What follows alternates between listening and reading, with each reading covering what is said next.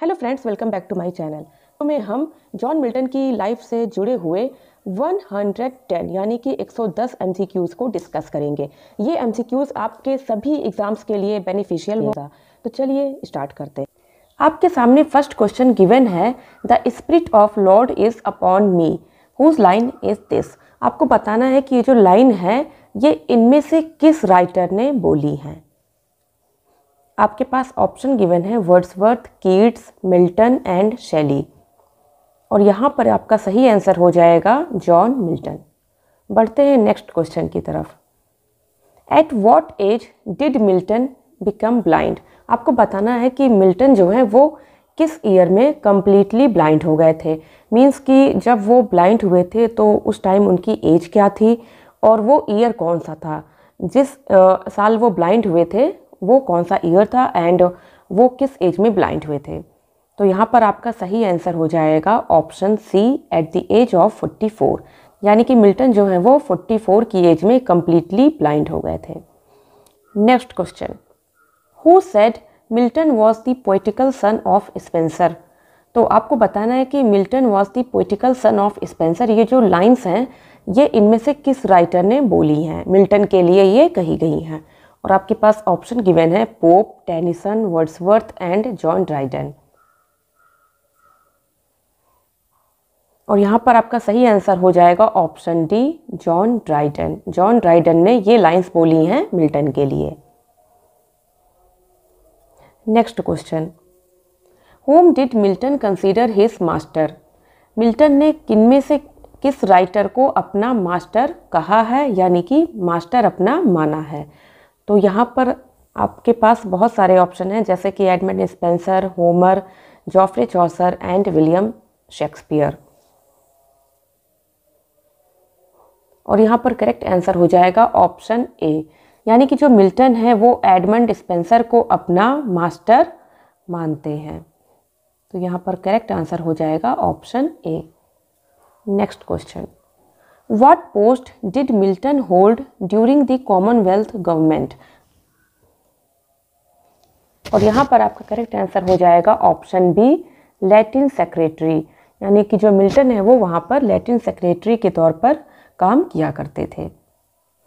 Next question, who said of Milton thy soul was like a star and dwelt apart. इनमें से किस writer ने Milton के बारे में कहा है ये सारी लाइनें, मतलब कि ये जो लाइन है ये मिल्टन के बारे में किस राइटर ने बोली हैं। और यहाँ पर करेक्ट आंसर हो जाएगा ऑप्शन ए, यानी कि विलियम वर्ड्सवर्थ। अब इसी से जुड़ता हुआ एक क्वेश्चन और बनता है कि ये जो लाइंस हैं ये विलियम वर्ड्सवर्थ ने कहाँ पर बोली हैं, यानी कि मिल्टन के लिए ये लाइनें वर्ड्सवर्थ ने अपने किस पोएम में बोली हैं। तो ये पोएम है आपकी लंदन, यानी कि लंदन जो पोएम है 1802, उसमें ये लाइनें वर्ड्सवर्थ ने मिल्टन के लिए यूज़ की हैं। बढ़ते हैं नेक्स्ट क्वेश्चन की तरफ। Milton was influenced by which classical poets. आपको बताना है कि इनमें से किस क्लासिकल पोइट से मिल्टन जो है बहुत ज़्यादा इन्फ्लुएंस्ड हुए थे। आपके पास ऑप्शन है Homer and Virgil, Chaucer and Spenser, Dante and Petrarch and next है शेक्सपियर एंड मार्लो। और यहाँ पर आपका करेक्ट आंसर हो जाएगा ऑप्शन ए, यानी कि होमर एंड वर्जिल। जी हाँ दोस्तों, मिल्टन जो है वो होमर और वर्जिल ये दोनों राइटर से बहुत ही ज़्यादा इन्फ्लुएंस्ड थे। Next question, which was the work of Milton expressing his support of A Republican form of government. इनमें से कौन सा वर्क है मिल्टन का जिसमें वो एक तरह से एक्सप्रेस करते हैं अपने सपोर्ट को for the republican form of government. और यहाँ पर आपके पास ऑप्शन गिवन है the tenure of kings and magistrate, reason of church government, Arcades and Defensio Secunda. तो यहाँ पर करेक्ट आंसर हो जाएगा option A, the tenure of kings and magistrate, जो कि आया था 1649 में। ये सब डेट जो है आपको बिल्कुल से याद रखनी है, क्योंकि अक्सर देखा जाता है कि ना बहुत सारे एग्ज़ाम्स में ये इम्पॉर्टेंट डेट्स जो हैं वो पूछी जाती हैं, तो आपको डेट्स भी लर्न होनी चाहिए। हमारे पास नेक्स्ट क्वेश्चन है, the phrase Miltonic sublime refers to what aspect of his poetry. यहाँ पर आपको बताना है कि जो मिल्टन का एक टर्म है जो मिल्टन के लिए कहा जाता है कि मिल्टॉनिक सबलाइम, तो इसका मतलब क्या है, ये उनकी पोइट्री के किस एस्पेक्ट को बेसिकली रिफ़र करता है। तो यहाँ पर आपके पास ऑप्शन है, use of metaphysical conceits, grand and elevated style, humour and wit, and his focus on everyday life. और जैसा कि आपने पढ़ा होगा कि मिल्टन को जाना जाता है उनकी ग्रैंड स्टाइल के लिए और उनकी एलिवेटेड स्टाइल के लिए, इसलिए यहाँ पर सही आंसर हो जाएगा option B, his grand and elevated style. Next question है आपके पास, who calls Milton god gifted organ voice of England. इनमें से किस राइटर ने, किस ऑथर ने मिल्टन को कहा है कि God gifted organ voice of England. और यहाँ पर आपका करेक्ट आंसर हो जाएगा ऑप्शन डी, यानी कि Alfred Lord Tennyson. Alfred Lord Tennyson ने कहा है मिल्टन के बारे में कि God gifted organ voice of England. बढ़ते हैं नेक्स्ट क्वेश्चन की तरफ। नेक्स्ट क्वेश्चन है, what is the sequel to Paradise Lost. आपको बताना है कि पैराडाइज लॉस्ट का जो सीक्वल है उसका क्या नेम है, यानी कि उसका टाइटल क्या है। यहाँ पे आपके पास ऑप्शन है, paradise found, paradise regained, Samson agonist and the pilgrims progress. अब यहाँ पर आप देख पा रहे होंगे कि ये जो क्वेश्चन है ये बहुत ही ज़्यादा इजी क्वेश्चन है और कई बारी एग्ज़ाम में ये क्वेश्चन पूछे जाते हैं कि ये जो वर्क है इसका सीक्वल क्या है या इसका प्रीक्वल क्या है, तो वैसा ही ये क्वेश्चन है। और जैसा कि आप देख पा रहे होंगे कि ऑप्शन डी जो है यहाँ पर ये मिल्टन का वर्क है ही नहीं। ये जो वर्क है द पिलग्रिम प्रोग्रेस ये जॉन बनियन का है, तो ये तो आपको सबसे पहले एक्सक्लूड कर देना है यहाँ पर से। एंड नेक्स्ट है Samson agonist and Paradise regained, ये दोनों वर्क जो हैं वो मिल्टन के हैं। एंड एक है पैराडाइज फाउंड, ऐसा कोई वर्क मैंने नहीं पढ़ा है आज तक एंड शायद ये हमारे लिटरेचर में है भी नहीं, तो आपको दो ही वर्क में से बताना है कि इसका सीक्वल क्या है। तो ये तो बहुत इजी क्वेश्चन है, इसका आंसर हो जाएगा पैराडाइज रीगेन्ड। पैराडाइज रीगेन्ड जो है वो पैराडाइज लॉस्ट का सीक्वल है। हमारे पास नेक्स्ट क्वेश्चन है, who is the hero of Paradise Lost according to some critics. आपको बताना है कि कुछ क्रिटिक्स के अनुसार जो है पैराडाइज लॉस्ट का हीरो कौन है। और आपके पास ऑप्शन गिवन है, Adam, God, Satan and Jesus. और यहाँ पर करेक्ट आंसर हो जाएगा ऑप्शन सी, सैटन। यानी कि कुछ जो क्रिटिक्स हैं वो ऐसा मानते हैं कि जो पैराडाइज लॉस्ट वर्क है उसमें हीरो गॉड ना हो करके, एडम ना हो करके, बल्कि उसका हीरो एक सैटन है। जो सैटन है उसको ही बहुत सारे लोगों ने हीरो इसलिए माना है क्योंकि जो उसकी स्पीच यहाँ पर मिल्टन ने दी है वो बहुत ही ज़्यादा थॉट प्रोवोकिंग है और बहुत ही ज़्यादा ग्रैंड स्टाइल में वो लिखी गई है। उसकी स्पीचेस बहुत ही ज़्यादा मोटिवेटिंग है। इस तरीके से उसका जो एक तरह से पोर्ट्रेट हुआ है, जो मिल्टन ने उसको पोर्ट्रे किया है, बहुत ही ज़्यादा ही हाई लेवल पे उसको पोर्ट्रे किया है। इसलिए बहुत सारे क्रिटिक्स मानते हैं कि सैटन ही इसका हीरो है। नेक्स्ट क्वेश्चन है, which romantic poet called Milton of the devil's party without knowing it. तो आपको बताना है कि इनमें से किस राइटर ने, किस रोमांटिक राइटर ने बेसिकली मिल्टन के बारे में कहा है कि वो डेविल्स के पार्टी में है विदाउट नोइंग इट। और यहाँ पर करेक्ट आंसर हो जाएगा option C, William Blake. William Blake ने कहा है he is on devil's party without knowing it. Next question है, व्हाट कॉज्ड मिल्टन्स ब्लाइंडनेस। आपको बताना है कि जो मिल्टन की ब्लाइंडनेस का रीज़न क्या था, वो ब्लाइंड क्यों हुए थे। आपके पास ऑप्शन है, small pox, glaucoma, over strain and possible genetic factors and a war injury. तो आपको बताना है कि इसका सही आंसर क्या है। और यहाँ पर इसका सही आंसर हो जाएगा ऑप्शन सी, यानी कि over strain and possible genetic factors. आपको बता दूं कि मिल्टन जो है वो मतलब बहुत ही ज़्यादा पढ़ाई किया करते थे और ओवर स्टडी करने की वजह से उनकी आंखों पे बहुत ज़्यादा स्ट्रेन पड़ने लगा था। एंड डॉक्टर्स ने भी उनको कहा था कि वो जितना हो सके कम से कम बुक्स को देखा करें और ऐसा करने पर उनकी आंखें बच सकती हैं। लेकिन मिल्टन जो है बहुत ही ज़्यादा पढ़ाई के पीछे पागल थे, यू कैन से। तो वो अक्सर ही बुक्स पढ़ा करते थे, नॉलेज लिया करते थे और यही रीज़न था कि ओवर स्ट्रेन एंड कुछ शायद जेनेटिक फैक्टर्स भी रहे थे जिसकी वजह से वो ब्लाइंड हो गए थे। वो 44 की एज में कंप्लीट ब्लाइंड हुए थे और वो जो ईयर था वो 1652 था। ये हमने क्वेश्चन अभी जल्दी सॉल्व किया है, तो ये डेट्स आपको याद रखनी है। नेक्स्ट क्वेश्चन है, मिल्टन रोट सैमसन एगनिस्ट इन विच पोइटिक फॉर्म। आपको बताना है कि जो मिल्टन का सैमसन एगनिस्ट एक वर्क है, जो उनका बेसिकली लास्ट का वर्क है, वो किस पोइटिक फॉर्म में लिखा गया है।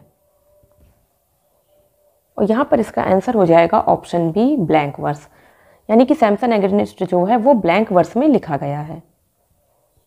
नेक्स्ट क्वेश्चन है, which of the following works by Milton is a poetical tract defending freedom of speech. आपको बताना है कि ऐसा कौन सा वर्क है जो उनका पॉलिटिकल ट्रैक्ट था और ये बेसिकली डिफेंड करता है फ्रीडम ऑफ स्पीच को।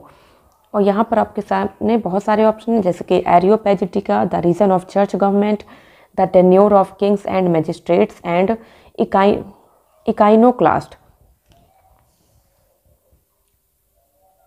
तो यहाँ पर करेक्ट आंसर हो जाएगा ऑप्शन ए, एरियोपेजिटिका।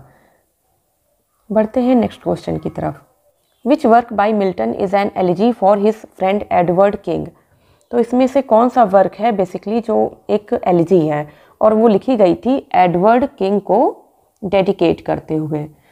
तो यहाँ पर बहुत सारे ऑप्शन हैं, जैसे कि Comus, Samson Agonistes, Lycidas and L'Allegro. और यहाँ पर करेक्ट आंसर हो जाएगा option C, Lycidas. Next question है, which of Milton's works is a closet drama. आपको बताना है कि इनमें से कौन सा वर्क है जो मिल्टन का क्लोजेट ड्रामा होता है।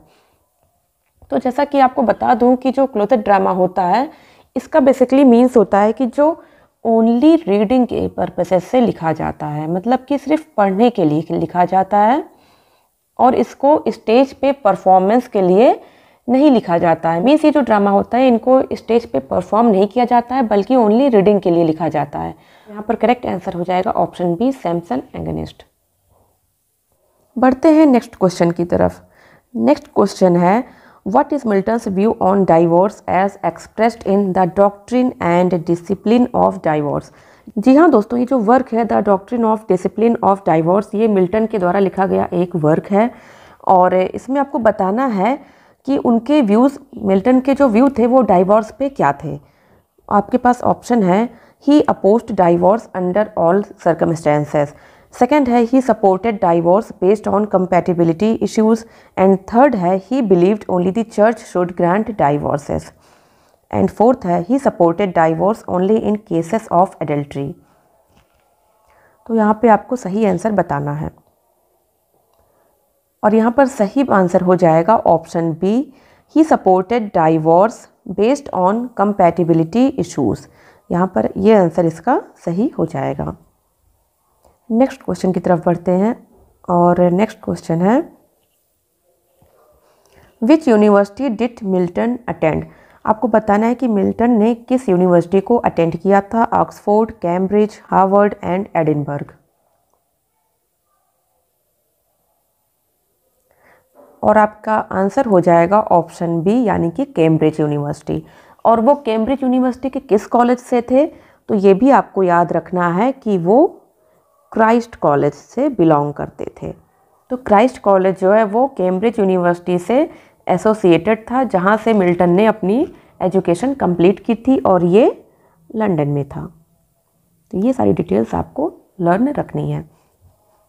नेक्स्ट क्वेश्चन है, which famous critic wrote Milton a study in ideology. T S. Eliot, F R. Leavis, Christopher Ricks and Terry Eagleton. तो आपको बताना है कि जो वर्क है Milton a study in ideology, इसके राइटर कौन है। और यहाँ पर सही आंसर हो जाएगा option C, Christopher Ricks. Next question, Milton's second wife was. आपको बताना है कि मिल्टन की सेकेंड वाइफ इनमें से कौन थी। आपको बता दूं कि मिल्टन की एक नहीं, दो नहीं, बल्कि तीन शादियां हो रखी थी। और आपको बताना है कि इसमें से सेकेंड वाइफ कौन थी। तो जैसे कि उनकी जो फर्स्ट मैरिज हुई थी वो हुई थी मैरी पॉवेल से, और सेकेंड जो मैरिज हुई थी उनकी वही आपको बताना है। तो सेकंड जो मैरिज हुई थी वो हुई थी कैथरीन वुडकॉक से, और यही आपका सही आंसर हो जाएगा। एंड इसके बाद जो थर्ड मैरिज हुई थी वो हुई थी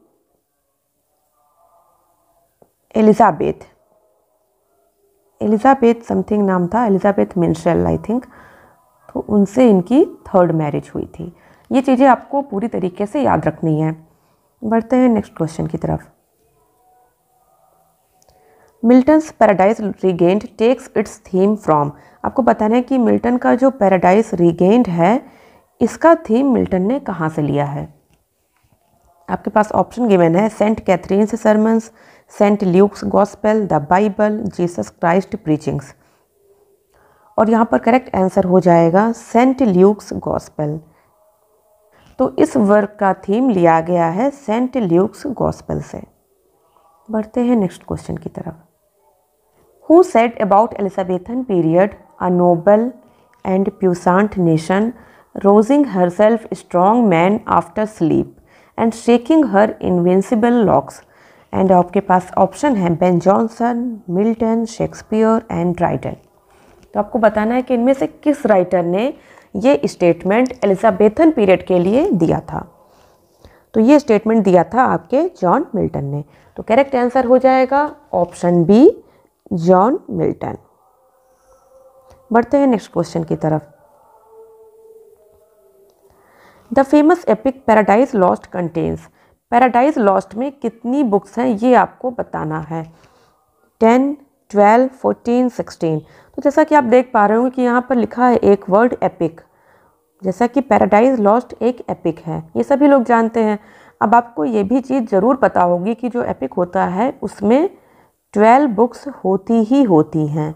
मीन्स जो एपिक्स होता है वो बहुत ही ज़्यादा लेंथी वर्क होता है और इसमें 12 बुक्स होनी मस्ट है। तो इस तरह से एपिक में 12 बुक्स होती हैं। तो पैराडाइज लॉस्ट भी एक एपिक है। तो इसमें कितनी बुक्स हैं? इसमें भी 12 बुक्स हैं, यानी कि ऑप्शन बी इसका करेक्ट आंसर हो जाएगा। Next question. Milton, thou shouldst be living at this hour. Who remembers Milton so passionately in a sonnet. इनमें से आपको बताना है कि इनमें से किस राइटर ने मिल्टन को बहुत ही पैसियोनेट होकर के इस तरीके से याद किया है। क्या बोला है उनके बारे में? Milton, thou shouldst be living at this hour. आपको बताना है कि किसने कहा है ऐसा।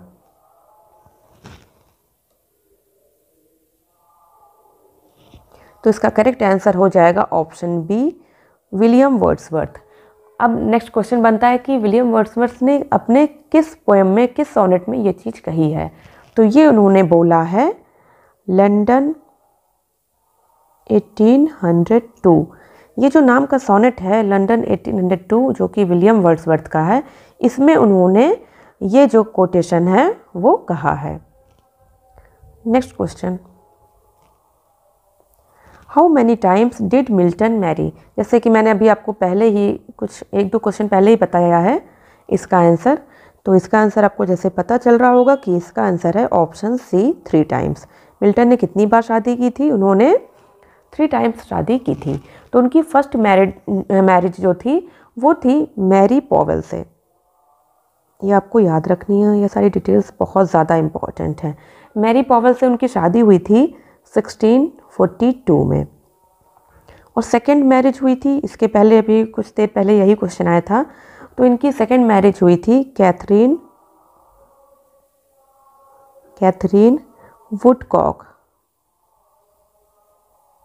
कैथरीन वुडकॉक से इनकी मैरिज कब हुई थी? बेसिकली ये हुई थी 1656 में। एंड लास्ट है इनकी जो शादी हुई थी वो थर्ड मैरिज हुई थी एलिजाबेथ मिंशेल। तो एलिजाबेथ जो मिंशेल जो थी वो इनकी थर्ड वाइफ थी और उससे इनकी मैरिज हुई थी 1662 में। तो ये सारी डिटेल्स जो मैं आपको देते चल रही हूँ ये आपको ज़रूर याद रखनी है, क्योंकि इसमें से कोई भी क्वेश्चन कभी भी आपसे पूछा जा सकता है। जैसे कि मैरी पॉवेल से फर्स्ट मैरिज 1642 में, कैथरीन वुडकॉक से सेकंड मैरिज 1656 में एंड एलिजाबेथ मिंशेल से थर्ड मैरिज 1662 में। बढ़ते हैं नेक्स्ट क्वेश्चन की तरफ। नेम द वुमन हुम Samson loved and who betrayed him. आपको बताना है कि जो सैमसन एगनिस्ट एक इनका वर्क है, उसमें सैमसन ने एक वीमेन से प्यार करता है, जो वो उसको बिट्रे करती है, उसको धोखा देती है। तो उस आपको लेडी का नाम बताना है। बी डेलिला। जो डेलिला है, आपको मैं बता दूं कि जो सैमसन एगनिस्ट इनका जो वर्क है, जो बेसिकली एक क्लोजेट ड्रामा है। सैमसन एगनिस्ट जो है वो एक क्लोजेट ड्रामा है। सबसे पहली बात तो कि ये 1671 में पब्लिश हुआ था, ये आपको याद रखना है फर्स्ट थिंग। और सेकंड कि ये एक क्लोजेट ड्रामा है। और जो थर्ड मोस्ट इम्पॉर्टेंट डिटेल है इस वर्क के रिगार्डिंग, वो ये है कि ये जो वर्क है, ये इन्होंने अपनी जो थर्ड वाइफ है एलिजाबेथ मिशेल, एलिजाबेथ मिशेल के उसमें लिखा हुआ है ये। और ये जो डेलिला का कैरेक्टर है यहाँ पर, वो बेसिकली इनकी थर्ड वाइफ एलिजाबेथ मिशेल से मतलब मिलता जुलता है। ये उन्होंने उसी पर बेस्ड करके लिखा है, एलिजाबेथ मिशेल। तो ये चीज़ें आपको याद रखनी है, ये सारी डिटेल्स बहुत ज़्यादा इम्पॉर्टेंट हैं। Name the parents of Milton. आपको बताना है कि जो मिल्टन के पेरेंट्स थे उनका नाम क्या था। Whether it is John and Annie Cookson, John and Mary Orden, John and Blanche Bailey and John and Sarah Jeffrey. तो आपको बताना है कि इनमें से जॉन मिल्टन के पेरेंट्स कौन थे। और यहाँ पर करेक्ट आंसर हो जाएगा आपका option D, John and Sarah Jeffrey. John and Sarah Jeffrey जो हैं वो जॉन मिल्टन के पेरेंट्स थे। अब आपको यहाँ पर बहुत सारे नाम सिमिलर लग रहे होंगे, आपने पढ़े तो ज़रूर ही होंगे कभी ना कभी। अगर आप लिटरेचर के स्टूडेंट हैं तो आपने ज़रूर पढ़े होंगे। और ये बहुत ज़्यादा फेमस राइटर्स के पेरेंट्स के नाम हैं। जैसे कि ये जो फर्स्ट है जॉन एंड एनी कुक्सन, ये किसका नाम है, किसके पेरेंट्स का नाम है? ये बेसिकली नाम है विलियम वर्ड्सवर्थ। ये विलियम वर्ड्सवर्थ के पेरेंट्स का नाम है। सेकंड है आपके पास जॉन एंड मैरी आर्डन, ये है विलियम शेक्सपियर के पेरेंट्स का नाम। एंड थर्ड है जॉन एंड ब्लेंच बेली, किस राइटर के पेरेंट्स का नाम है? तो ये है जॉन गाल्सवर्दी। जॉन गाल्सवर्दी के पेरेंट्स का नाम है। अब बढ़ते हैं नेक्स्ट क्वेश्चन की तरफ। Milton's Paradise Lost is divided into the same number of books as. आपको बताना है कि जो मिल्टन का पैराडाइज लॉस्ट है वो मतलब बहुत सारी बुक्स में डिवाइड है। आपको पता है कि जैसे कि ये 12 बुक्स में डिवाइड है। तो आपको बताना है कि इनमें से किस तरह के एपिक के कन्वेंशन को ये फॉलो करता है और कौन सा एपिक है जिसके तौर पे ही, जिसकी तर्ज पे ही इसमें भी 12 बुक्स रखी गई हैं। तो यहाँ पर करेक्ट आंसर हो जाएगा ऑप्शन डी, एनीड। जी हाँ दोस्तों, जो वर्जिल का एनीड है, वर्जिल इसके राइटर जो हैं वो वर्जिल हैं। वर्जिल का जो एनीड है उसके तर्ज पे ही मिल्टन ने पैराडाइज लॉस्ट को 12 बुक्स में डिवाइड किया है। बढ़ते हैं नेक्स्ट क्वेश्चन की तरफ। नेक्स्ट क्वेश्चन है, fame is the last infirmity of the noble mind, in which poem of Milton does this line occur. आपको बताना है कि ये जो लाइन्स हैं, fame is the last infirmity of the noble mind, ये मिल्टन के किस वर्क में अकर होती हैं? Comus, Paradise Lost, Lycidas and Samson Agonistes. तो इसका करेक्ट आंसर हो जाएगा ऑप्शन सी, लिसिडास। और ये जो लाइंस हैं ये मिल्टन ने लिखी हैं एडवर्ड किंग के लिए। जैसा कि आपको पता है कि जो लिसिडास इनका वर्क है वो एक एलिजी है, ये एक एलिजी है और ये एलिजी लिखी गई है बेसिकली एडवर्ड किंग के लिए। और ये जो लाइन है, fame is the last infirmity of the noble mind, ये लाइनें बोली गई हैं एडवर्ड किंग के लिए इन द वर्क लिसिडास। बढ़ते हैं नेक्स्ट क्वेश्चन की तरफ। Milton's Samson Agonistes is uh, Milton का जो सैमसन एगनिस्ट है वो क्या है? वो एक एपिक है, वो एक पोइटिक बायोग्राफी है सैमसन की, या एक पोइटिक प्ले है, या एक नैरेटिव पोएम है। तो ये बहुत ही सिंपल सा क्वेश्चन है, आपको बताना है कि ये किस जॉनर से बिलोंग करता है, इसका जॉनरा क्या है। तो यस दोस्तों, इसका आंसर है option C, a poetic play. Samson Agonistes जो है वो एक पोइटिक प्ले है। Next question, John Milton lived through, आपको बताना है कि जॉन मिल्टन इनमें से किस डिफरेंट एजेस में रहा करते थे, जैसे कि, तो आपका आंसर हो जाएगा यहाँ पर option D, the Caroline, Commonwealth and Restoration ages. Milton जो है ये 3 डिफरेंट एजेस में रहे थे, ये आपको याद रखना है, Caroline, Commonwealth and Restoration age. हमारे पास नेक्स्ट क्वेश्चन है, which work of John Milton is a masque performed at Ludlow Castle. यहाँ पे आपको बताना है कि जॉन मिल्टन का कौन सा वर्क है जो कि एक मास्क है जो कि प्रेजेंट हुआ था लडलो कैसल में। आपके पास ऑप्शन है Comus, Lycidas, Paradise Lost and Paradise regained.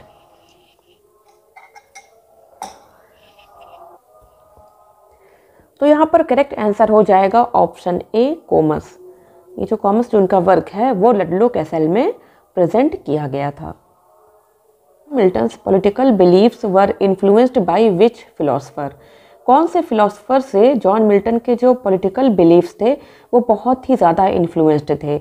आपके पास ऑप्शन गिवन है Aristotle, Plato, Machiavelli, Thomas Hobbes. और यहाँ पर करेक्ट आंसर हो जाएगा option D, Thomas Hobbes. Thomas. Next question, Milton wrote a large number of political pamphlets and treatises. What were they called? Milton ने बहुत ज़्यादा large number में political pamphlets लिखे हैं और बहुत सारे ट्रीटाइज लिखे हैं। तो आपको बताना है कि इनको कहा क्या जाता है, क्या ट्रैक्ट कहा जाता है, या रिव्यू कहा जाता है, या ऑब्जर्वेशंस कहा जाता है, या बेसिकली ट्रीटाइसेस कहा जाता है। तो ये आपको इसमें बताना है। और यहाँ पर करेक्ट आंसर हो जाएगा ऑप्शन ए, यानी कि ट्रैक्ट। ट्रैक्ट्स कहा जाता है। ये जो मिल्टन के जो पॉलिटिकल पैम्फलेट्स हैं एंड ट्रीटाइसेस हैं, इनको बेसिकली ट्रैक्ट कहा जाता है। ये आपको याद रखना है।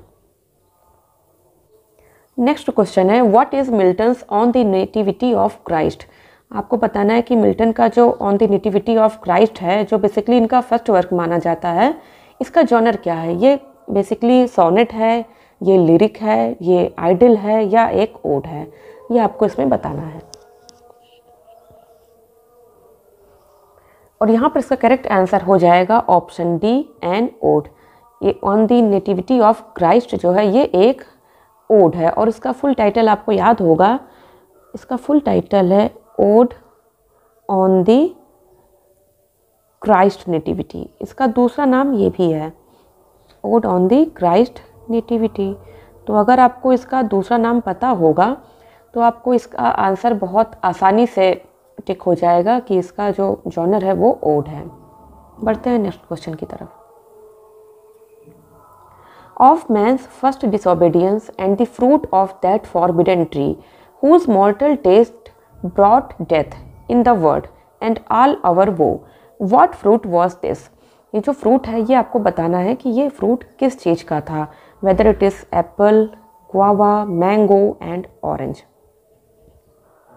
और यहाँ पर करेक्ट आंसर हो जाएगा ऑप्शन ए, एप्पल। ये आपको बिल्कुल से याद रखना है कि जो फ्रूट था वो एप्पल का था। बढ़ते हैं नेक्स्ट क्वेश्चन की तरफ।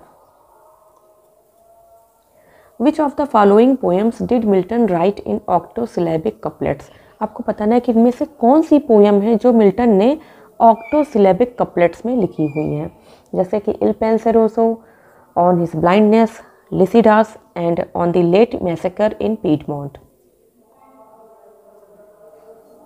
और यहाँ पर करेक्ट आंसर हो जाएगा ऑप्शन ए, इल पेंसेरोसो। इसको मिल्टन ने ऑक्टोसिलेबिक कपलेट्स में लिखा हुआ है। Next question, what is the central theme of Paradise Lost. आपको बताना है कि पैराडाइज लॉस्ट का सेंट्रल थीम क्या है। The corruption of monarchy, the fall of man and redemption, the beauty of nature and the struggle of the working class. यहाँ पर correct answer हो जाएगा option B, the fall of man and redemption. बढ़ते हैं next question की तरफ। Milton has written a poem entitled El Allegro, which is the exact meaning of the title. आपको बता दूं कि जो मिल्टन की जो ट्विंस पोएम है, मिल्टन की ट्विंस पोएम कही जाती हैं ये एल एलेग्रो एंड बेसिकली इल पेंसरोसो। इल पेंसरोसो इसको मिल्टन की ट्विंस पोएम कहा जाता है। तो इसमें से आपको बताना है कि जो एक फर्स्ट वाली पोएम है इसका मीनिंग क्या है। एल एलेग्रो का मीनिंग आपको यहाँ पर बताना है। इसका आंसर हो जाएगा option D, a very cheerful man, a very cheerful and happy man. तो ये इसका आंसर यहाँ पर हो जाएगा। नेक्स्ट क्वेश्चन है, मिल्टन बोरोड द आइडिया या theme for Comus from. Milton ने अपनी जो वर्क है कोमस, उसका जो थीम है उसके लिए आइडिया जो है वो कहाँ से लिया है। होमर के इलियड से, वर्जिल के एनीड से, होमर के ओडिसी से या स्पेंसर के फेरी क्वीन से। और इसका आंसर हो जाएगा option C, Homer's Odyssey. Homer के ओडिसी से इन्होंने अपने कोमस का आइडिया या थीम लिया है। हमारे पास नेक्स्ट क्वेश्चन है, Milton derived the title for his Areopagitica from the Greek word Areopagus. What was Areopagus. आपको बताना है कि जो मिल्टन का एक पॉलिटिकल ट्रैक्ट है जिसका नाम है एरियोपैजिटिका, ये इन्होंने एक ग्रीक वर्ड एरियोपैगस से लिया हुआ है।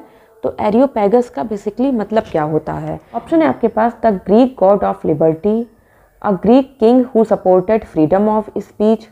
थर्ड है a Greek hill where a tribunal for liberty of speech was held. And fourth है a Greek statesman who championed the cause of liberty of speech.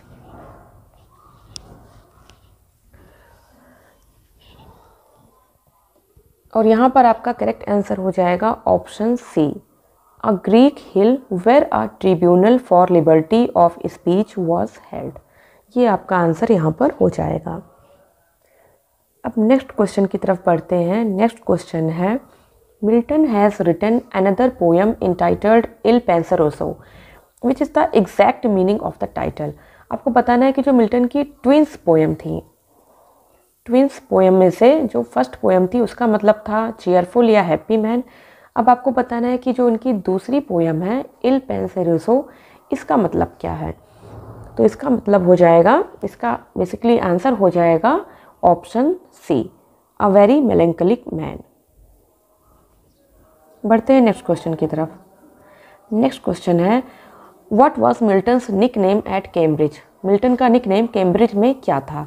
Puritan poet, lady of Christ, the blind bard, the epic visionary. और यहाँ पर correct answer हो जाएगा the lady of the Christ. जैसा कि मैंने आपको स्टार्टिंग के कुछ क्वेश्चन में बताया था कि जो कैम्ब्रिज से इन्होंने स्टडी की थी और कैम्ब्रिज के क्राइस्ट कॉलेज से पढ़ाई की थी। तो क्राइस्ट कॉलेज में इनको लेडी ऑफ द क्राइस्ट के नाम से जाना जाता था।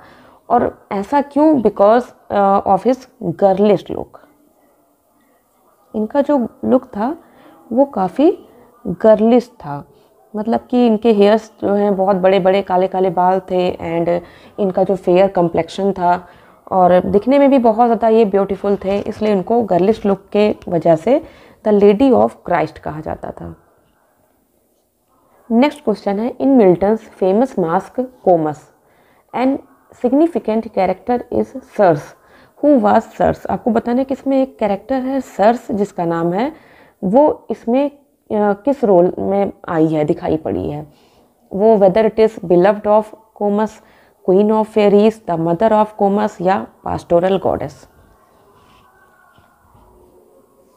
तो यहाँ पर करेक्ट आंसर हो जाएगा option C, the mother of Comus. जो मदर ऑफ कोमस है उनको ही यहाँ पर सर्स कहा गया है। Milton wrote a sonnet on the death of his wife. The sonnet is entitled on his deceased wife. ये जो सोनेट है ये मिल्टन ने अपनी वाइफ की डेथ पे लिखा है। और what was the name of his wife who was deceased. आपको जैसे कि पता है कि मिल्टन ने 3 मैरिजेस की थी, तो आपको बताना है कि जो 3 मैरिजेस इनकी हुई थी उनमें से किस नंबर की वाइफ के लिए उन्होंने ये जो सोनेट है ये लिखा है। तो यहाँ पर आपका आंसर हो जाएगा ऑप्शन डी, कैथरीन वुडकॉक। तो आपको बताना है जल्दी से कि ये जो कैथरीन वुडकॉक है ये उनकी किस नंबर की वाइफ थी।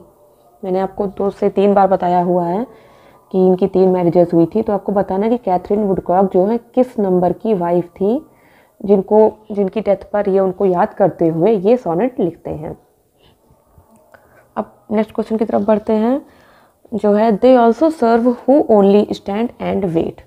This is the concluding line of a sonnet written by Milton. What is the title of the sonnet. इस सोनेट का टाइटल क्या है जिसमें ये लाइनें बेसिकली कही गई हैं, और ये लाइनें क्या हैं, they also serve who only stand and wait, the Lord General Fairfax, the Lord General Cromwell, to Sir Henry Vane and on his blindness. और यहाँ पर करेक्ट आंसर हो जाएगा option D, on his blindness. जी हाँ दोस्तों, ये जो लाइन है ये ऑन हिज ब्लाइंडनेस नाम का इनका एक सोनेट है, उसमें से ली गई हैं। बढ़ते हैं नेक्स्ट क्वेश्चन की तरफ। What is L'Allegro's companion piece called. ये आपको मैंने पहले ही बताया हुआ है कि जो कंपेनियन पोएम यानी कि ट्विन पोएम कही जाती हैं इनकी, उनमें 2 पोएम है एल एलेग्रो और दूसरा नाम बताना है दूसरी पोएम का, तो वो पोएम है इनकी इल पेंसेरोसो। ये आपको याद रखना है, और इसका मतलब होता है मेलंकलिक मैन।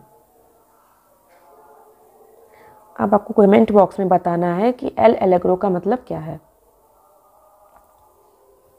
नेक्स्ट क्वेश्चन है, from which work did John Milton take the epitaph एरियोपैजिटिका।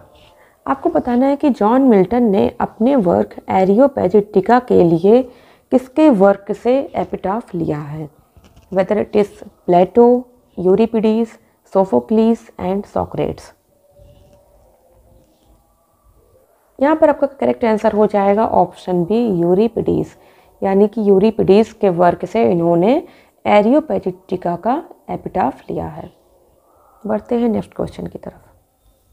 Which of the following is not true of Areopagitica. आपको बताना है कि एरियोपैजिटिका से के बारे में इसमें से कौन सा जो स्टेटमेंट है वो गलत है। फर्स्ट है इट वॉज पब्लिश्ड इन 1654, ये बिल्कुल सही है। सेकेंड है it argues for the liberty of unlicensed printing, ये भी बिल्कुल सही है। ये जो वर्क है एरियोपैजिटिका ये अनलाइसेंस्ड प्रिंटिंग के लिए ही लिखा गया था और ये 1644 में पब्लिश हुआ था। थर्ड है it pleads for British privileges regarding free trade, तो यही आपका गलत आंसर हो जाएगा, यानी कि गलत ऑप्शन हो जाएगा और आंसर आपका ये बन जाएगा।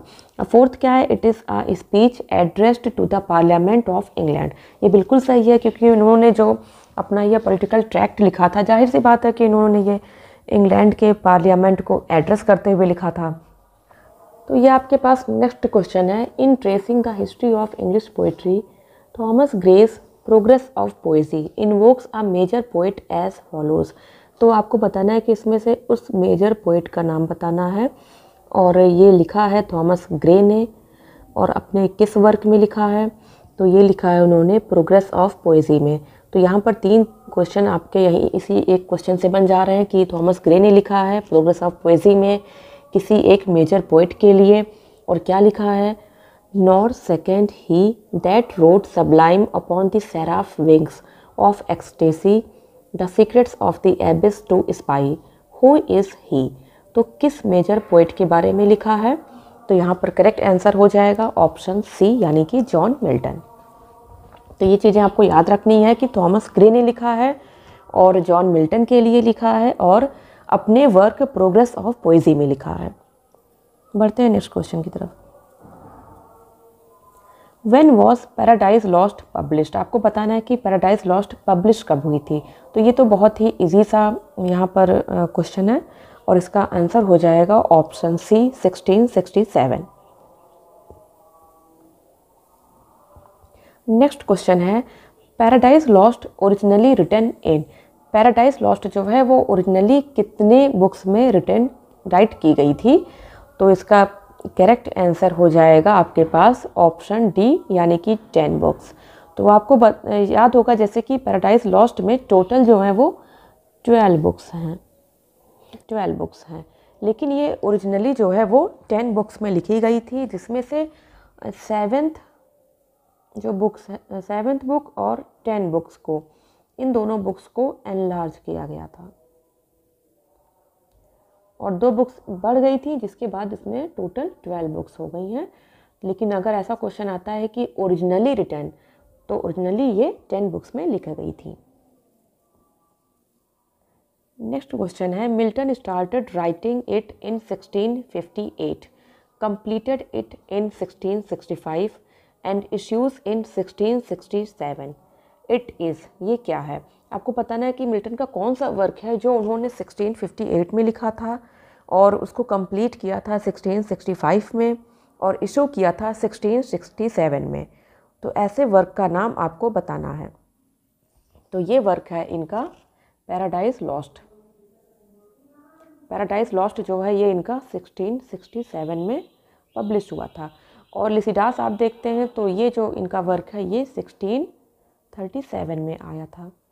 और पैराडाइज रिगेन्ड जो है वो 1671 में आया था। तो ये चीज़ें आपको याद रखनी है कि कौन सा वर्क किस ईयर में पब्लिश हुआ था, और मेनली तो पैराडाइज लॉस्ट का कि ये 1667 में पब्लिश हुआ था और ये कंप्लीट कब हुआ था? 1665 में।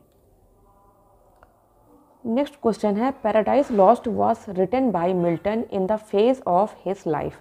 आपको बताना है कि जो मिल्टन का पैराडाइज लॉस्ट है वो उनके लाइफ के किस फेज़ में लिखा गया था, यानी कि फर्स्ट फेज़ में या स्टूडेंट फेज़ में या मिडिल फेज़ में या लास्ट फेज़ में। और यहाँ पर करेक्ट आंसर हो जाएगा ऑप्शन डी, यानी कि लास्ट फेज़ में ये लिखा गया था।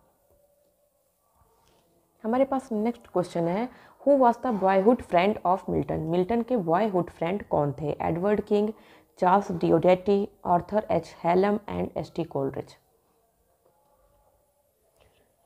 तो यहाँ पर करेक्ट आंसर हो जाएगा option B, Charles डिओडेटी।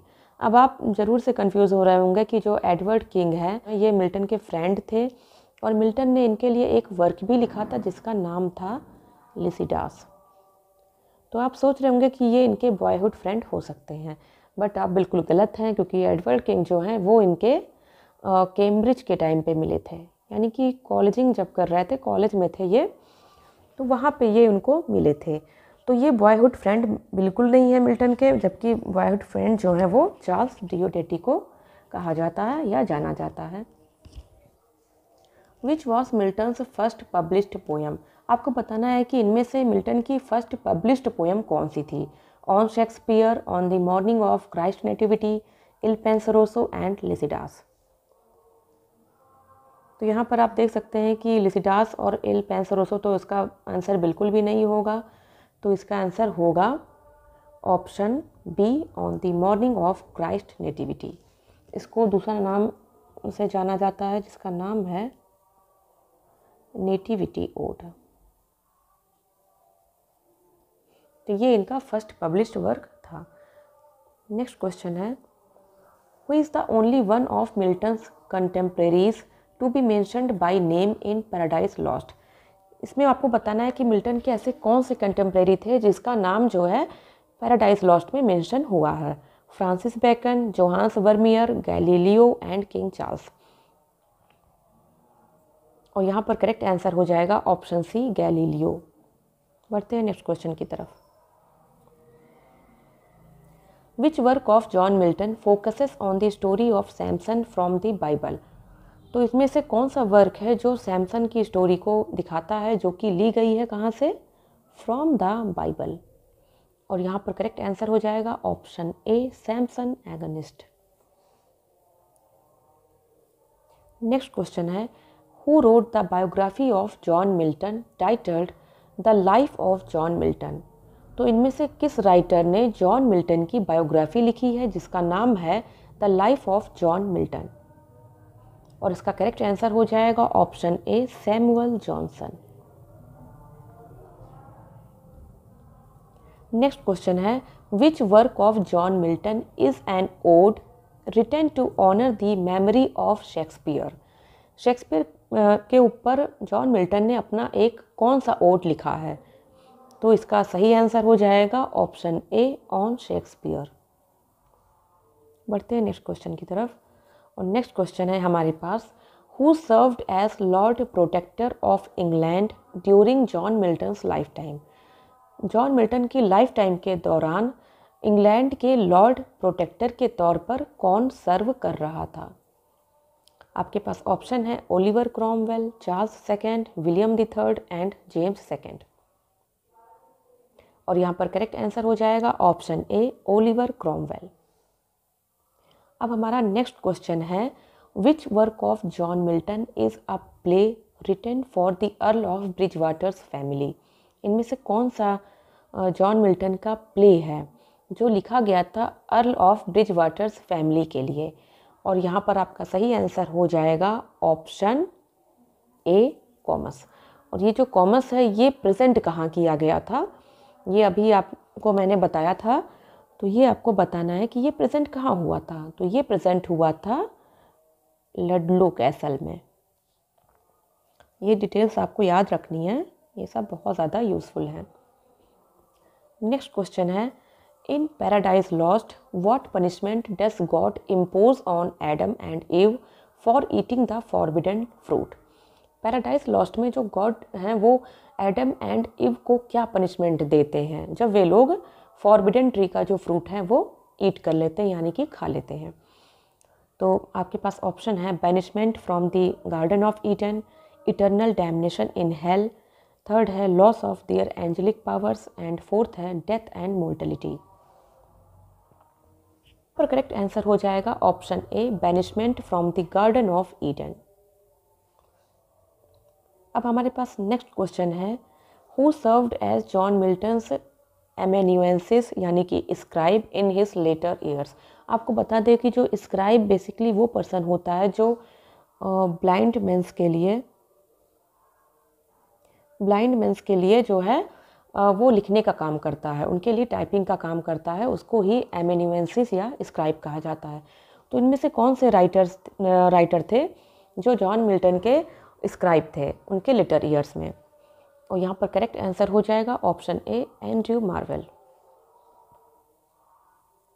Next question है, which political event led to John Milton's arrest and temporary imprisonment? तो यहाँ पर करेक्ट आंसर हो जाएगा द रेस्टोरेशन ऑफ मोनार्की, जो कि हुआ था 1660 में।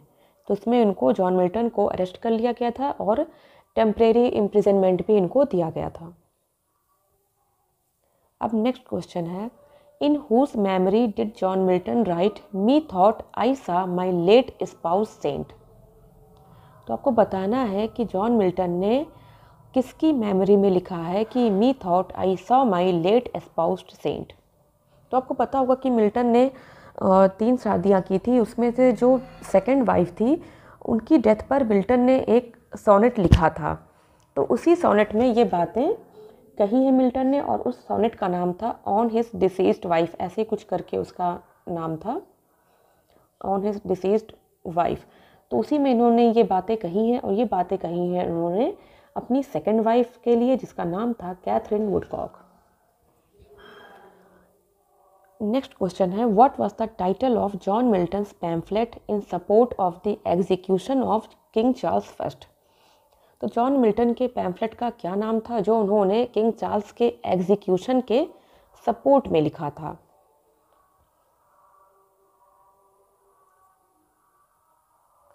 तो इसका आंसर हो जाएगा option A, the tenure of kings and magistrates. बढ़ते हैं नेक्स्ट क्वेश्चन की तरफ। नेक्स्ट क्वेश्चन है, what was the title of John Milton's play about a young woman who is seduced by a sorcerer? ऐसे इनके play का नाम आपको बताना है जिसमें एक यंग वीमेन होती है जो कि सेड्यूस की जाती है किसके द्वारा? एक सॉर्सरर के द्वारा। और ये आपका प्ले है कोमस। तो इसका सही आंसर हो जाएगा ऑप्शन ए, कोमस। नेक्स्ट है, हु डिस्क्राइब मिल्टन एक्रिमोनियस एंड सरली रिपब्लिकन? आपको बताना है कि इनमें से किस राइटर ने जॉन मिल्टन के बारे में डिस्क्राइब करते हुए लिखा है एक्रिमोनियस एंड सरली रिपब्लिकन? तो इसका आंसर हो जाएगा ऑप्शन सी, सैमुअल जॉनसन। और ये उन्होंने लिखा है लाइफ ऑफ मिल्टन में।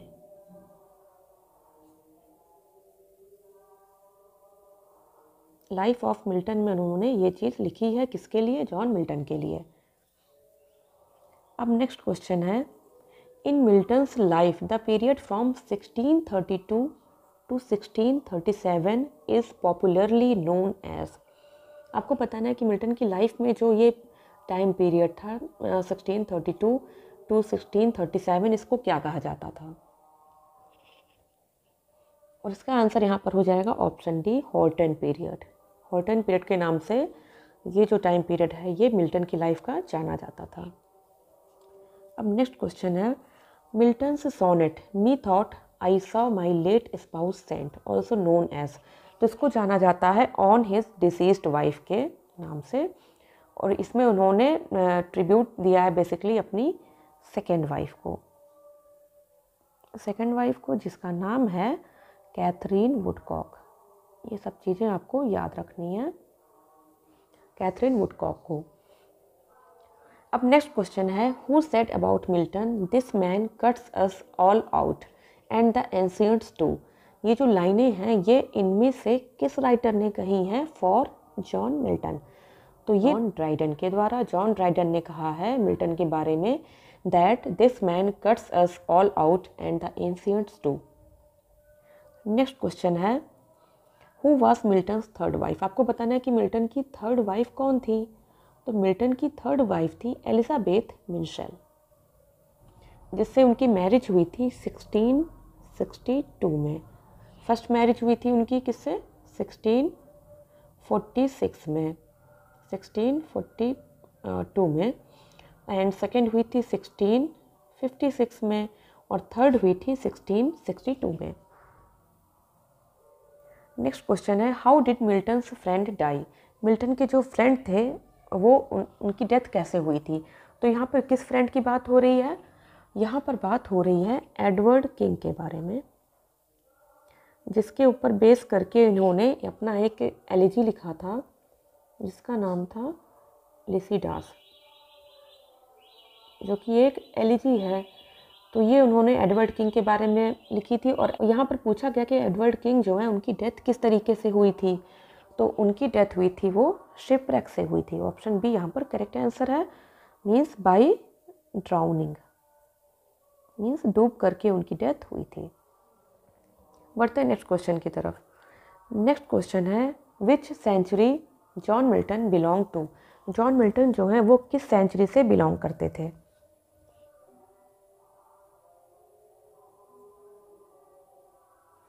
तो यहाँ पर करेक्ट आंसर हो जाएगा option C, 17th century. John Milton जो है वो 17th सेंचुरी से बिलोंग करते थे। नेक्स्ट क्वेश्चन है, at what age Milton wrote his ode on the morning of Christ nativity.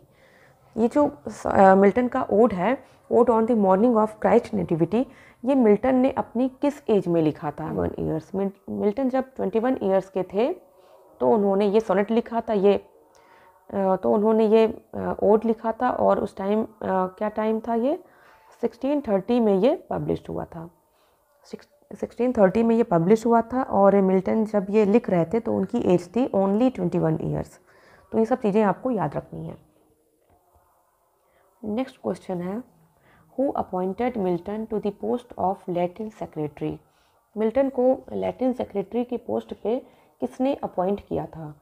Weather it is Charles first, Charles second, Cromwell and none of these. तो उसका सही आंसर हो जाएगा option C, Oliver Cromwell. Oliver Cromwell ने ही इनको Latin secretary की post पर अपॉइंट किया था।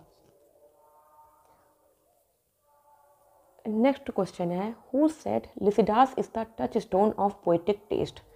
लिसिडास के बारे में इनमें से किस पोएट ने कहा है कि Lycidas is the touchstone of poetic test? और यहाँ पर करेक्ट आंसर हो जाएगा option D, Alfred Lord Tennyson. Tennyson ने ये लाइनें बोली हैं फॉर मिल्टन्स वर्क लिसिडास। बढ़ते हैं नेक्स्ट क्वेश्चन की तरफ। Milton's poem that mourn the death of his niece. Milton की कौन सी ऐसी पोएम है जिसमें वो अपनी भतीजी की डेथ पर मौर्न करते हैं? तो उसका नाम आपको बताना है। On his blindness, on the death of fair infant dying of cough, Comus and none of these. तो इसका करेक्ट आंसर हो जाएगा option B, on the death of fair infant dying of cough. ये जो वर्क है ये उन्होंने अपनी नीस की डेथ पर लिखा था। इनकी नीस की जब डेथ हुई थी तो उस पर बेस्ड करके उन्होंने ये वर्क लिखा था और ये लिखा गया था 1628 में। ये आपको याद रखना है कि ये 1628 में लिखा गया था, ये इनकी नीस के लिए लिखा गया था। अब आपको एक क्वेश्चन मन में आएगा कि उनकी नीस का नाम क्या था, तो उनकी नीस का नाम था एन। ये सारी चीज़ें आपको इसमें याद रखनी है। बढ़ते हैं नेक्स्ट क्वेश्चन की तरफ।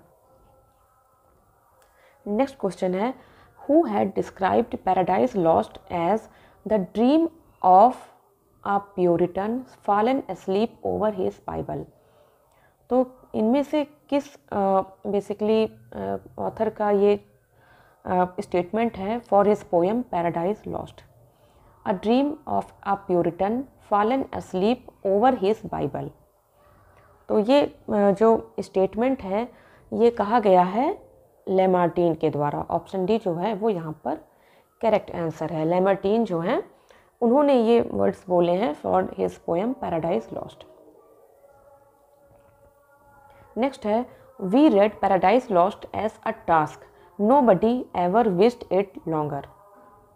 तो ये किसने कहा है? तो ये कहा है सी यानी कि डॉक्टर जॉनसन ने। डॉक्टर जॉनसन ने कहा है we read Paradise Lost as a task nobody ever wished it longer. तो ये चीज़ें बोली हैं डॉक्टर जॉनसन ने। नेक्स्ट क्वेश्चन है, who said Milton wrote no language. किसने कहा कि मिल्टन ने कोई भी लैंग्वेज नहीं लिखी है? Milton wrote no language. तो इसका आंसर हो जाएगा ऑप्शन सी डॉक्टर जॉनसन।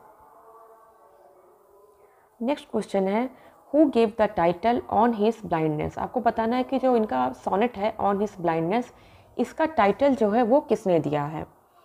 ये बहुत ही अच्छा क्वेश्चन है। तो इसका आंसर है ऑप्शन ए थॉमस न्यूटन इन 1761। ये चीज़ें आपको याद रखनी है कि 1761 में और ये दिया है थॉमस न्यूटन ने। ये चीज़ें आपको याद रखनी है। What is the another title of on his blindness. On his blindness का दूसरा टाइटल क्या है? They also serve who only stand and wait to serve there with my maker and present my true account when I consider how my light is spent and none of this.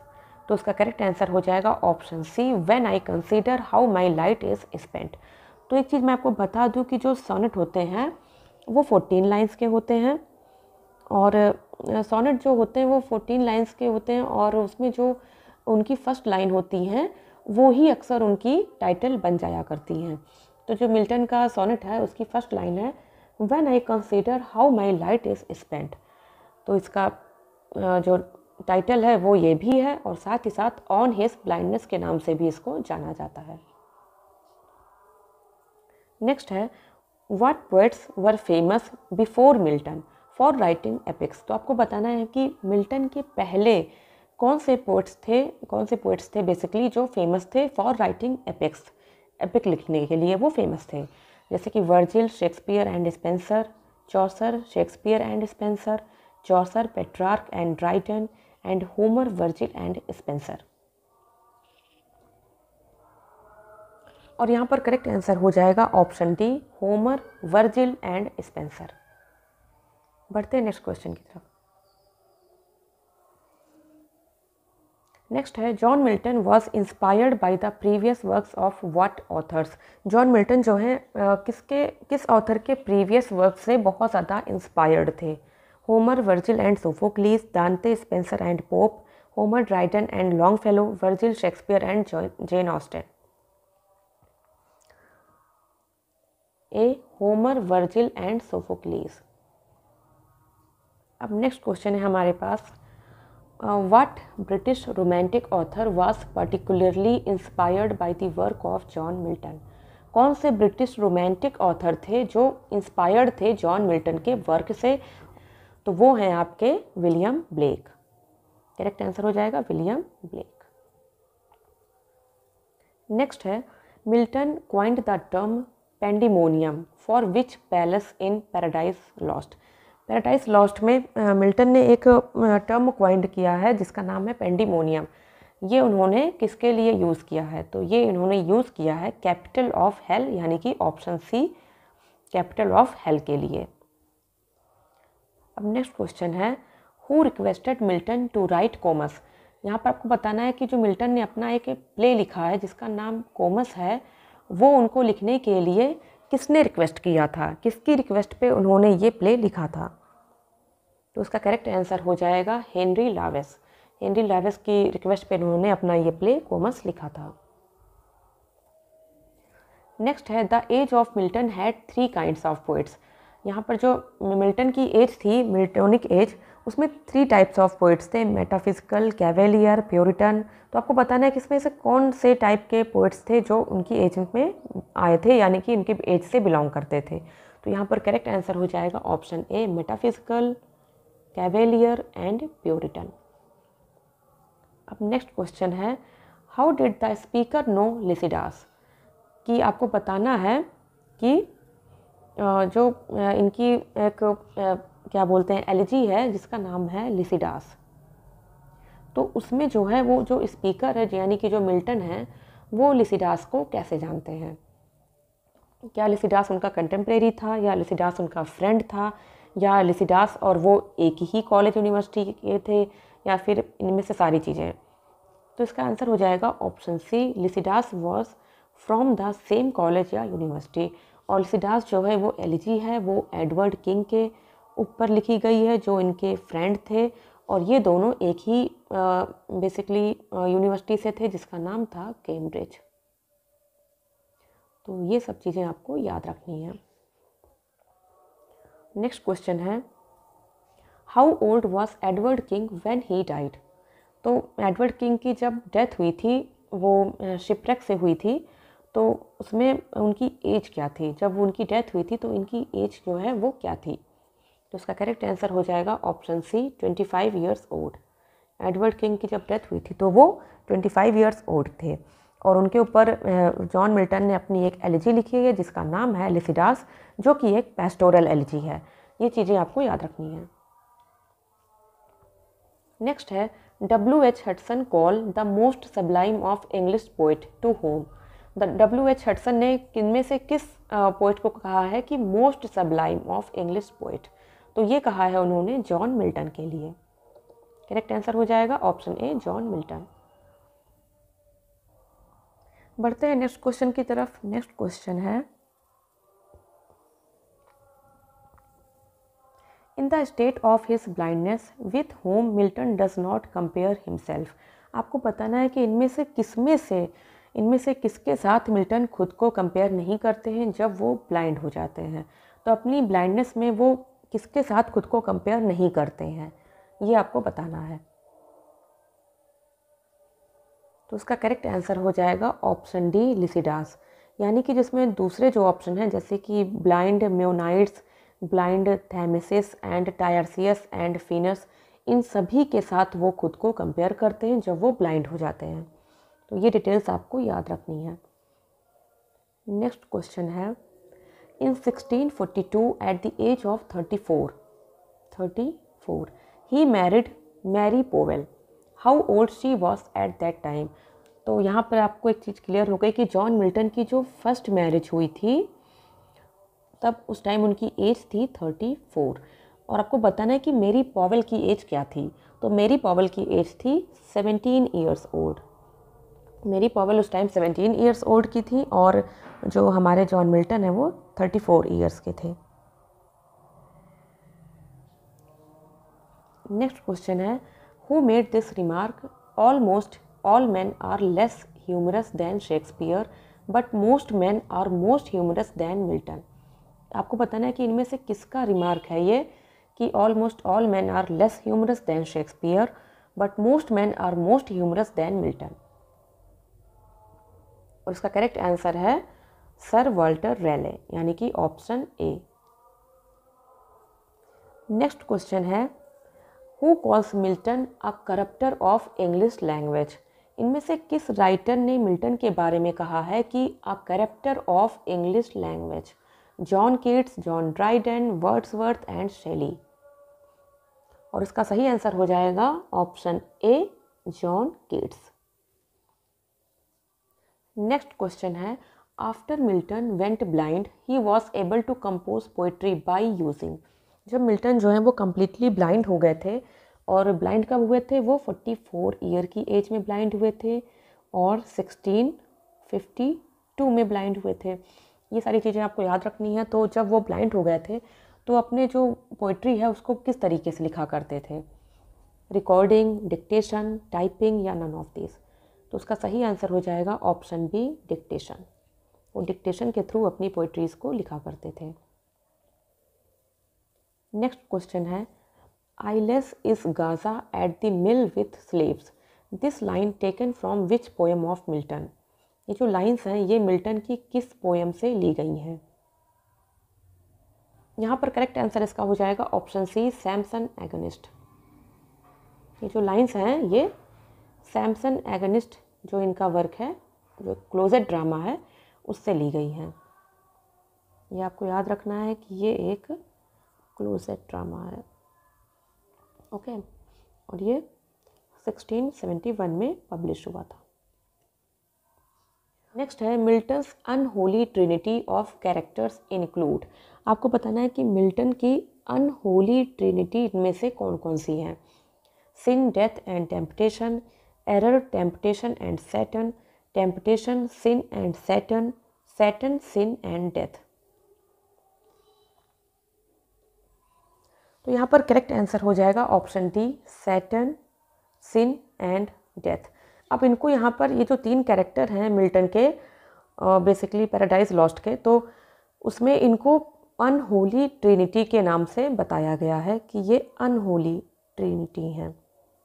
Trinity मतलब कि 3, और unholy मतलब कि बिल्कुल से होली नहीं है ये। तो होली क्यों नहीं है, क्योंकि जो इसमें जो यहाँ पर डेथ है और सिन है, ये दोनों जो हैं वो चाइल्ड हैं सैटर्न के, ये दोनों सैटर्न के चाइल्ड हैं। और अब सबसे बड़ा यहाँ पर बुरा तो ये है कि जो सैटर्न है उसकी जो डॉटर है उसका नाम है सिन, और क्या बोलते हैं, उसका जो सन है वो डेथ है। बट उसके अपनी ही डॉटर के साथ इलेजिटिमेट अफेयर है, या कह लो कि अपनी ही बेटी के साथ उसके बहुत ही एक तरह से गंदे टर्म्स हैं। और जो उससे जो बर्थ होता है वो होता है बर्थ डेथ का। डेथ जो है वो सैटर्न और सिन का चाइल्ड है। तो ये जो सिन है वो सैटर्न की डॉटर भी है और उसकी वाइफ भी है एट द सेम टाइम। तो डेथ जो है वो सैटर्न और सिन का चाइल्ड है। तो इसलिए यहाँ पर इन तीनों को अनहोली ट्रिनिटी के नाम से बताया गया है। नेक्स्ट है, the theme of Paradise Regained is. Paradise Regained की थीम क्या है। Satan's encroachment in heaven, Satan's temptation of Christ in wilderness, war between Satan and man, none of this. यहाँ पर करेक्ट आंसर हो जाएगा option B, Satan's temptation of Christ in wilderness. Next question है, Satan in Paradise Lost is compare to. Satan को किससे compare किया जाता है in the work Paradise lost. Moon, sun, polar star, लिवियाथन। तो यहाँ पर करेक्ट आंसर हो जाएगा ऑप्शन डी, लिवियाथन। सैटन जो है वो लिवियाथन से कंपेयर किया जाता है इस वर्क पैराडाइज लॉस्ट में।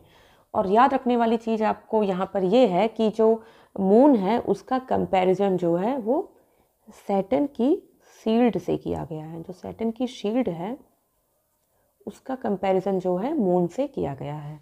बढ़ते हैं नेक्स्ट क्वेश्चन की तरफ। नेक्स्ट है, who said Milton was passionate man who lived in passionate times. किसने कहा है कि मिल्टन जो है वो पैशनेट मैन है और पैशनेट टाइम्स में वो रहते थे। John Dryden, John Keats, baby Shelley and John Mealy. तो यहाँ पर करेक्ट आंसर हो जाएगा option D, John Bailey. Next question है, Samson Agonistes is a tragedy based on. Samson Agonistes जो मिल्टन की एक ट्रेजेडी है वो किस पर बेस्ड है। होमर के मॉडल पर, सोफोक्लीस के मॉडल पर, दांते के मॉडल पर या पेट्रार्क के मॉडल पर। और यहाँ पर करेक्ट आंसर हो जाएगा ऑप्शन बी, सोफोक्लीस मॉडल। ये जो सैमसन एगनिस्ट है, जो उनकी ट्रेजेडी है, वो सोफोक्लीस के मॉडल पर बेस्ड है। बढ़ते हैं नेक्स्ट क्वेश्चन की तरफ, और हमारा नेक्स्ट क्वेश्चन है the work when the assault was intended to the city is associated with. ये जो स्टेटमेंट है when the assault was intended to the city, ये किसके द्वारा कहा गया है? तो इसका आंसर है John Milton. Next question, Milton was blinded in the year 1652। What other event took place the same year? आपको बताना है कि मिल्टन जो है वो 1652 में कंप्लीट ब्लाइंड हो गए थे eight the age of 44।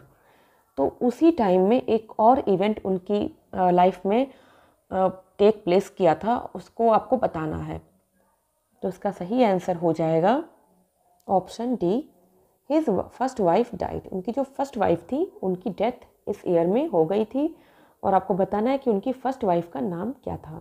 Comment box में ज़रूर बताइएगा कि उनकी फर्स्ट वाइफ का नाम क्या था। बढ़ते हैं नेक्स्ट क्वेश्चन की तरफ। नेक्स्ट है who called Milton the greatest English author. इनमें से किसने कहा है कि मिल्टन एक ग्रेटेस्ट इंग्लिश ऑथर हैं? Whether it is William Wordsworth और स्पेंसर और विलियम हेली या नन ऑफ दीज। तो इसका करेक्ट आंसर हो जाएगा option C, William Hayley. William Hayley ने जॉन मिल्टन के बारे में कहा है द ग्रेटेस्ट इंग्लिश ऑथर। बढ़ते हैं नेक्स्ट क्वेश्चन की तरफ। नेक्स्ट है इन पैराडाइज लॉस्ट। ये हमारा लास्ट क्वेश्चन है, ये क्वेश्चन नंबर 110 है। तो ये क्वेश्चन है in Paradise Lost what is the relationship between Saturn and death. जो पैराडाइज लॉस्ट है उसमें सैटर्न और डेथ का क्या रिलेशनशिप है? तो मैंने अभी कुछ क्वेश्चन पहले ही आपको बताया है कि जो सैटर्न है उसका जो है अपनी ही बेटी जिसका नाम सिन है उससे एक अफेयर है, मतलब अपनी ही बेटी के साथ इसके गंदे टर्म्स हैं, और उससे जो इनका चाइल्ड पैदा होता है उसका नाम है डेथ। तो यहाँ पर करेक्ट आंसर हो जाएगा option B, death is Saturn's son. Okay, तो ये आपका करेक्ट आंसर हो जाएगा।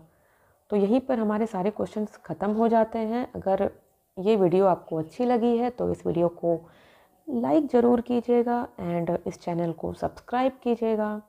मिलते हैं नेक्स्ट वीडियो में, तब तक के लिए bye and thanks for watching this video.